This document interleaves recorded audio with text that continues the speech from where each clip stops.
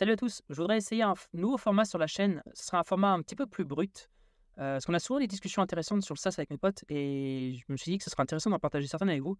Notamment, quand on en a, on s'envoie des vidéos en fait sur WhatsApp et ça permet de pouvoir en les montant, faire des petites vidéos sympas, très courtes, un peu en mode snack content.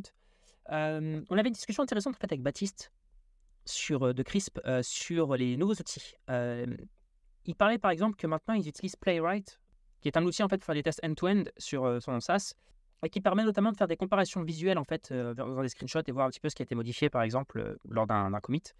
Et je lui parlais justement d'un outil qui s'appelle Chromatic, qui est fait par notamment les gens qui ont fait Storybook, et je racontais un peu mon expérience de Storybook, que j'avais utilisé ça, et que ça m'avait aidé un petit peu à refactorer de Next2 Next 3. Mais qu'au final, j'avais passé un temps fou en fait, parce que Storybook, c'est un outil qui permet de pouvoir voir en fait ses composants de manière isolée et puis d'avoir une sorte de catalogue de composants dans son navigateur. Et finalement, c'est un truc qu'on a complètement enlevé avec Yael de notre stack sur The Company API. Et on a perdu un temps fou en fait, finalement, avec ça. Et la question en fait, c'est que on est souvent confiant et excité quand on découvre un nouvel outil, et il y en a une tonne sur Product Hunt, mais que finalement, on sous-estime tout le temps la maintenance que ça prend d'avoir cet outil-là. Et en fait, la maintenance des storybooks, c'était pas du tout rentable pour nous. Ça prenait tellement de temps à mettre à jour, etc. Que, en fait, on a préféré le dégager. Et, euh, et donc, la question qu'on s'était posée, et là où tourne la discussion, c'est est-ce qu'on a vraiment toujours besoin de fonctionnalités, de toutes les fonctionnalités d'un outil, et d'avoir des outils extrêmement puissants et de toujours rajouter des outils à la stack, parce que c'est quelque chose qui a un coût. Et comment est-ce que lui, il faisait, par exemple, quelle était un peu sa vision sur le sujet? Je prends un exemple très simple, c'est que par exemple, vous pouvez utiliser Mixpanel pour traquer vos utilisateurs, et aussi Hotjar pour voir un petit peu, faire du screen recording, etc. Mais est-ce que finalement, utiliser un outil comme PostHog, qui en plus est open source et qui permet, euh, en ayant moins de fonctionnalités, d'avoir à peu près des choses similaires, est-ce que c'est pas suffisant en fait, tout simplement? Et c'est un peu la même chose avec Google Analytics. Est-ce qu'on a besoin de vraiment toutes les fonctionnalités de Google Analytics? Est-ce qu'on n'utiliserait pas juste un Plausible, qui est en plus aussi open source, et d'avoir une assiduité en fait dans la lecture de ces données un peu plus récurrente, on va dire, hein. Et ça, c'est, je pense, l'un des risques. Je ne sais pas ce que vous en pensez d'ailleurs, n'hésitez pas à me dire en commentaire. C'est un souvent l'un des risques, plus on avance dans notre SaaS, qu'on commence à grossir, c'est d'accumuler les outils et d'avoir quelque chose qui devient, d'avoir une stack technique et marketing qui devient assez complexe avec des outils un peu partout. Et l'une des manières de faire, par exemple, c'est de pouvoir utiliser un outil comme Stackshare, qui permet de pouvoir un petit peu, dans son équipe, avoir tous les outils qu'on utilise à l'intérieur de la boîte, ou tout simplement aussi de traquer ses subscriptions qu'on peut avoir aussi, parce que c'est un autre risque quand on commence à accumuler les subscriptions, avec un outil qui s'appelle License One, et d'ailleurs, je mettrai le lien en commentaire, mais qui fait par des Français d'ailleurs, je crois qu'ils sont de La Rochelle, et qui permet de traquer ses subscriptions. Et vous avez aussi un autre outil qui permet de voir un petit peu quand on veut éviter d'accumuler énormément de subscriptions, qui s'appelle openalternative.co, et qui permet de traquer un petit peu les différents coûts qu'une alternative open source peut avoir. Donc voilà, je vous laisse un peu maintenant avec Baptiste sur son opinion sur le sujet, et je vous souhaite une agréable journée. À bientôt. Salut Julien, donc en fait tu me posais la question de, au final, est-ce que moins d'outils c'était pas mieux et comment on faisait chez Crisp pour gérer nos outils at scale dans le temps. Donc en fait il faut s'imaginer que Crisp c'est une boîte qu'on a créée donc avec Valérian il y a 9 ans maintenant, quasiment 10 ans.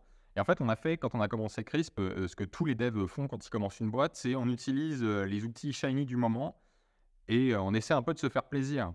Donc à l'époque, on utilise vraiment ce qui se fait de mieux. On utilise AngularJS, on utilise Firebase et tout un tas de trucs comme ça, genre Grunt, de l'ES6 quand même. Et en fait, tous ces outils-là, en fait, la plupart ont été deprecated. Il a fallu les remplacer dans le temps.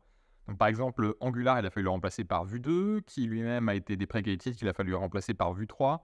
Grunt remplacé par Gulp, lui-même deprecated, qu'il a fallu remplacer par Webpack. Webpack deprecated, qu'il a fallu remplacer par Vite.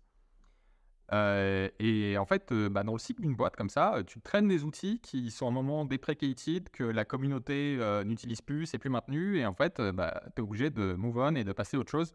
Et c'est hyper important dans le temps d'éviter cette dette technique.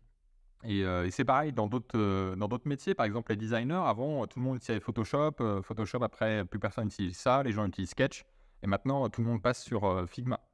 Là où où je veux en venir, c'est qu'en fait, c'est parfois important de faire des choix simples euh, et d'éviter d'over-engineer les trucs.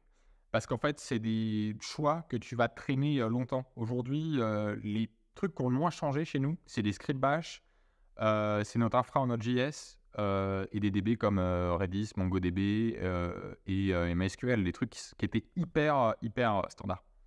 Et en fait, quand on utilise un outil, que ce soit un truc pour du code ou même un outil open source ou gratuit, c'est important de se poser la même question que si c'était un SaaS hyper cher. En gros, est-ce que j'en ai vraiment besoin? Est-ce que c'est le bon outil pour moi? Est-ce qu'au final, je ne vais pas être lock-in dans cet univers et que c'est un univers dans lequel je ne pourrais jamais sortir?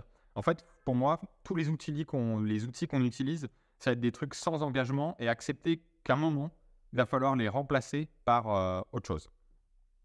Donc, en fait, ce que tout le monde trouve cool dans ta stack d'aujourd'hui, et ben demain, si ça se trouve, les gens vont se moquer de toi parce que plus personne n'utilise ça et tout le monde jugera qu'il y a mieux.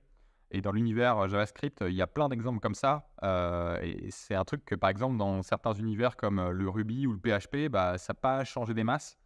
Et tout le monde utilise Laravel depuis des années et ça n'a pas changé des masses. Donc, en fait, quand on commence une boîte, ce que je recommande, c'est d'utiliser des outils assez standards qui sont maintenus et accepter donc que à un moment, va falloir passer à autre chose. Donc, garder les choses simples.